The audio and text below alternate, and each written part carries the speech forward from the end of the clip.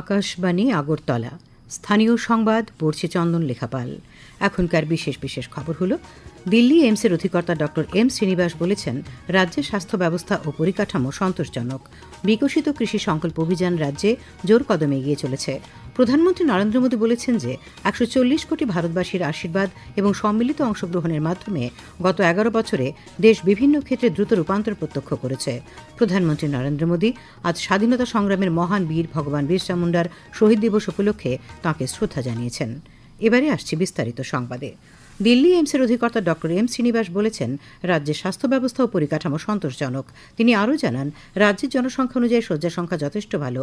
শিশু মৃত্যুর হার দেশের জাতীয় গড়ের তুলনায় অনেক কম। তিনি বলেন, ত্রিপুরায় শিশু মৃত্যুর হার প্রতি হাজারে ১৯, যেখানে জাতীয় গড় ৩০-এর বেশি।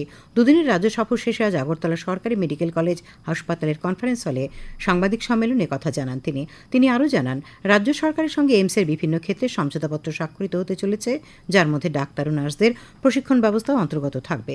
তবে তিনি সারা দেশের মতো ত্রিপুরাতেও ডাক্তার ও নার্সের অভাব একটি বড় চ্যালেঞ্জ বলে উল্লেখ করেন।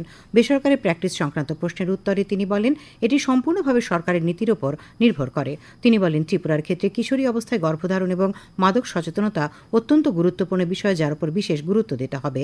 আজকে সাংবাদিক সম্মেলনে উপস্থিত ছিলেন স্বাস্থ্য অধিকর্তা ড তপন মজুমদার, আগরতলা গভর্নমেন্ট মেডিকেল কলেজের অধ্যক্ষ ড অনুপ কুমার সাহা, জিবি হাসপাতালের সুপার ড শঙ্কর চক্রবর্তী, দিল্লি এইমসের প্রতিনিধি দল সহ হাসপাতালের অন্যান্য চিকিৎসকরা।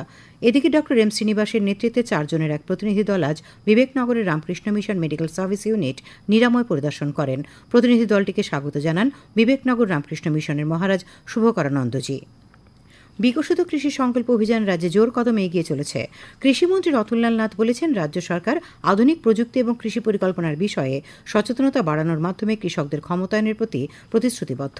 আজ দক্ষিণ জেলার সাবরুমের পুরাতন টাউন হলে বিকশিত কৃষি সংকল্প অভিযান উপলক্ষে আয়োজিত সমাবেশে তিনি কথা বলেন। তিনি বলেন, ত্রিপুরায় এই অভিযানে ইতিমধ্যে ১,২০,০০০ কৃষকের কাছে পৌঁছানো সম্ভব হয়েছে। রাজ্য সরকারের লক্ষ্য ১,৭০,০০০ কৃষকের সঙ্গে যুক্ত হওয়া এবং এর চাইতেও বেশি সংখ্যক কৃষকের কাছে পৌঁছানো সম্ভব বলে কৃষিমন্ত্রী আশা ব্যক্ত করেন। প্রাণী সম্পদ বিকাশ মন্ত্রী সুধাংশু দাস আজ ঊনকোটি জেলার ফটিকরিয়া নজরুল কলা কেন্দ্রে বিকশিত কৃষি সংকল্প অভিযান প্রকল্পে মত বিনিময় করেন। তিনি বলেন, প্রধানমন্ত্রী নরেন্দ্র মোদীর নেতৃত্বাধীন সরকার দেশে প্রতিষ্ঠিত হবার পর কৃষি ও সংশ্লিষ্ট ক্ষেত্রের সার্বিক বিকাশে বহুমুখী কাজ রূপায়িত হচ্ছে। মৎস্য ও পশুপালনের পৃথক মন্ত্রক চালু হয়েছে, পিএম কিষাণ, সহায়ক মূল্যে ধান কেনা সহ বিকাশমুখী কর্মধারা চালু হয়েছে। উপস্থিত ছিলেন ঊনকোটি জেলা পরিষদের সভাধিপতি অমলেন্দু দাস, কৃষি উপ অধিকর্তা সোমেন নন্দী প্রমুখ।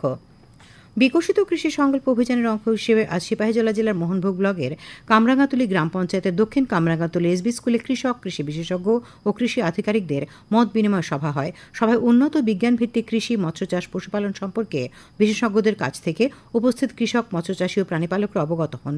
উপস্থিত ছিলেন কৃষি তত্ত্বাবধায়ক শান্তনু মজুমদার, সিপাহীজলা কৃষি বিজ্ঞান কেন্দ্রের বিষয় বিশেষজ্ঞ ড উৎপল দে, আইসিআর লেম্বুছড়ার প্রতিনিধি ড ঐনাম ভারতী, সিপাহীজলা জেলা পরিষদের সদস্য বিশ্বজিৎ দাস, মোহনভোগ পঞ্চায়েত সমিতির চেয়ারপারসন প্রমুখ। বিধায়ক রতন চক্রবর্তী আজ খয়েরপুর বিধানসভার তুলাকোনা গ্রাম পঞ্চায়েতে বিকশিত কৃষি সংকল্প অভিযানের সূচনা করেন। এ উপলক্ষে কৃষি বিষয়ক আলোচনা সভা হয়। শ্রী চক্রবর্তী জানান, রাজ্যের ৮টি জেলায় মোট ৮৬৪টি গ্রামে কৃষকদের নিয়ে সভা হচ্ছে। গোটা দেশের ৭৬টি জেলায় বৈজ্ঞানিক দল অংশগ্রহণ করছেন, যার মাধ্যমে ১.৫ কোটিরও বেশি কৃষক উপকৃত হবেন। কৃষকদের স্বার্থে এই কর্মসূচি বিশেষ গুরুত্বপূর্ণ বলে মন্তব্য করেন তিনি। যুব ক্ষমতায়ন এবং দেশ গঠনের দূরদর্শী পদক্ষেপ শুরু হওয়ার পর ১১ বছর পার হয়ে গেল। প্রধানমন্ত্রী নরেন্দ্র মোদীর বলিষ্ঠ নেতৃত্বে সুযোগ প্রদান, উদ্ভাবন এবং অন্তর্ভুক্তির মাধ্যমে নতুন ভারতের সক্ষম যুবশক্তির অভিযাত্রা নিশ্চিত করা হচ্ছে। এখন এ নিয়ে শুনুন একটি প্রতিবেদন। স্কিল ইন্ডিয়া থেকে start up India, digital India থেকে পিএম কৌশল বিকাশ যোজনা, বিগত ১১ বছরে তৈরি হয়েছে ভবিষ্যৎ সমৃদ্ধির নিত্য নতুন লক্ষ লক্ষ পথ। পরিপালন করা হয়েছে আত্মবিশ্বাসী কর্মসংস্থানের সুযোগ সৃষ্টিকারী এক প্রজন্মকে। ভারত এই সময় দেখল দেশে যুব অংশের জন্য সুযোগ বাড়ার প্রক্রিয়ায় মেডিকেল কলেজের সংখ্যা দ্বিগুণ হয়ে যেতে, স্টার্ট আপের সংখ্যা উত্তরোত্তর বৃদ্ধি পেতে এবং কোটি কোটি তরুণ তরুণীকে শিল্প উদ্যোগ সংক্রান্ত প্রশিক্ষণের সুযোগ দিতে, শিক্ষা ও স্ব উদ্যোগপনায় মহিলাদের গুরুত্ব ক্রমশ বেড়ে যেতে, একই সঙ্গে এসটিএমে আরও অন্তর্ভুক্তিমূলক ভবিষ্যতের অবয়ব স্পষ্ট হতেও দেখা গেল।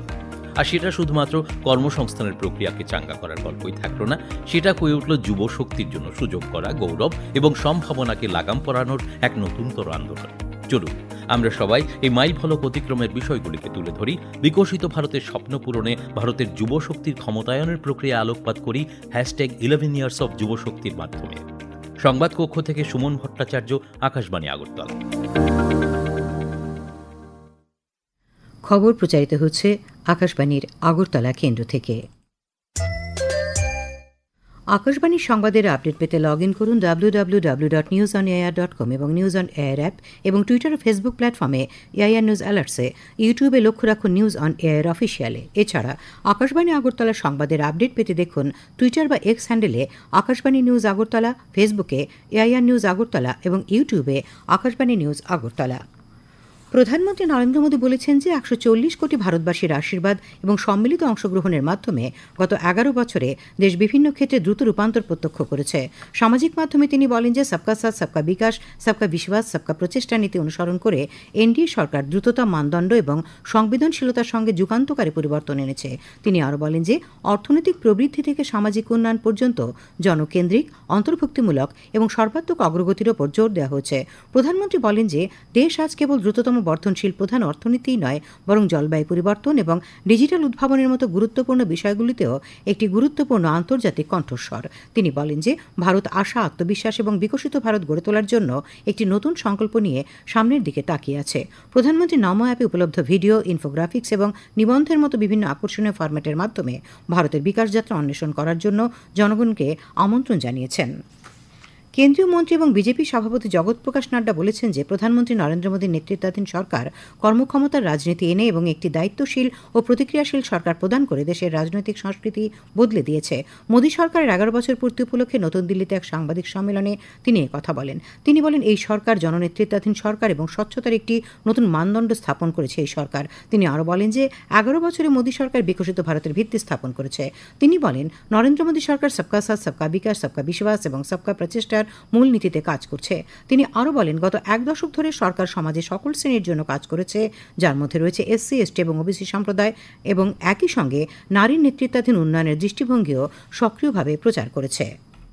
आर्टिकल 370 को एब्रोगेट करना पॉलिटिकल नैरेटिव बन चुका था कि दिस इज नॉट पॉसिबल। देश मान चुका था कि दिस इज नॉट पॉसिबल, और वो आर्टिकल 370 धाराशाही हुआ और एब्रोगेट हुआ, वो हम सबको पता है। This is the change. अगर हम उसी तरीके से बात करें एबोलिशन ऑफ ट्रिपल तलाक, सब लोग जानते हैं कि ट्रिपल तलाक मानवता के लिए और ह्यूमैनिटी के लिए और महिलाओं के लिए एक बहुत बड़ी त्रासदी थी, ट्रेजेडी थी, and this is the result of the bold decision. প্রধানমন্ত্রী নরেন্দ্র মোদী আজ স্বাধীনতা সংগ্রামের মহান বীর ভগবান বিরসা মুন্ডা শহীদ দিবস উপলক্ষে তাকে শ্রদ্ধা জানিয়েছেন। সামাজিক মাধ্যমে তিনি বলেছেন যে ভগবান বিরসা মুন্ডা আদিবাসী ভাই বোনদের কল্যাণ এবং তাদের অধিকার রক্ষার জন্য তার জীবন উৎসর্গ করেছিলেন। শ্রী মোদী আরও বলেন যে তার ত্যাগ ও নিষ্ঠা দেশের মানুষকে অনুপ্রাণিত করে চলবে। আগরতলা পৌর নিগমের সহযোগিতা এবং নিগমের 46 নম্বর ওয়ার্ডের উদ্যোগে আজ রাজধানীর বাধারঘাটের মাতৃপল্লীস্থিত ওয়ার্ড অফিসে বৃক্ষরোপণ এবং ওই এলাকায় একটি জলাশয় উদ্বোধন উপলক্ষে এক অনুষ্ঠানের আয়োজন করা হয়। অনুষ্ঠানের উদ্বোধন করেন বিধায়িকা মীনা রানী সরকার। প্রধান অতিথি হিসেবে উপস্থিত ছিলেন পৌর নিগমের মেয়র দীপক মজুমদার। মেয়র বলেন, আগরতলা শহরের জলাশয় ও রাস্তাঘাটগুলিকে সংস্কার করে সেগুলিকে পুনরায় ব্যবহারযোগ্য করে তোলার দায়িত্ব নিয়েছে পৌর নিগম। গোলাঘাটি এলাকায় আজ বিকেলে পথ দুর্ঘটনায় কার্তিক দাস নামে এক শিক্ষকের মৃত্যু হয়েছে। পুলিশ সূত্রে জানা যায়, ঘনিয়ামারা থেকে মোটরসাইকেলে গোলাঘাটি যাওয়ার পথে বিপরীত দিক থেকে আসা একটি বলেরো গাড়ি বাইকটিকে ধাক্কা দিয়ে পালিয়ে যায়। এতে ঘটনাস্থলে বাইক চালকের মৃত্যু হয়। নিহতের বাড়ি শেখেরকোট এলাকায় বলে পুলিশ জানিয়েছে। পর্যটনমন্ত্রী সুশান্ত চৌধুরীর পৌরোহিত্যে আজ এনডিএ সরকারের 11 বছর পূর্তি উপলক্ষে রানীরবাজার গীতাঞ্জলি কমিউনিটি হলে বিজেপির সাংগঠনিক সভা হয়। শ্রী চৌধুরী বলেন, প্রধানমন্ত্রী নরেন্দ্র মোদীর নেতৃত্বাধীন কেন্দ্রীয় সরকারের সময়কালে ভারতবর্ষে এক নতুন যুগের সূচনা হয়েছে। উত্তর পূর্বাঞ্চল থেকে শুরু করে প্রতিটি অঞ্চল নিজেদের বিশ্বের দরবারে প্রতিষ্ঠিত করেছে। মহিলা, স্বাস্থ্য, শিক্ষা, শিল্প সহ প্রতিটি গুরুত্বপূর্ণ স্তরে দেশ বিকাশ ও অগ্রগতির মুখ দেখেছে। মহিলা, ছাত্রছাত্রী, কৃষক সহ প্রতিটি স্তরে বিভিন্ন নতুন নতুন প্রকল্প ও কর্মসূচি গ্রহণ করা হয়েছে। সবাই অন্যান্যদের মধ্যে উপস্থিত ছিলেন মজলিশপুর মণ্ডলের অন্তর্গত সমস্ত নির্বাচিত জনপ্রতিনিধি, মণ্ডল কমিটির সদস্যরা। খেলার খবর। ত্রিপুরা ফুটবল অ্যাসোসিয়েশন পরিচালিত ঘরোয়া দ্বিতীয় ডিভিশন লীগ ফুটবল প্রতিযোগিতার আজকের খেলায় ত্রিপুরা স্পোর্টস স্কুল জয়লাভ করেছে।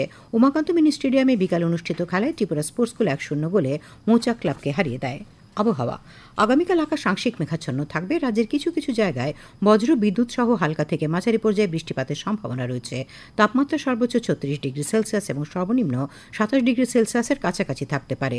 আজ দিনের সর্বোচ্চ তাপমাত্রা ছিল 36.2 ডিগ্রি সেলসিয়াস এবং সর্বনিম্ন 27 ডিগ্রি সেলসিয়াস।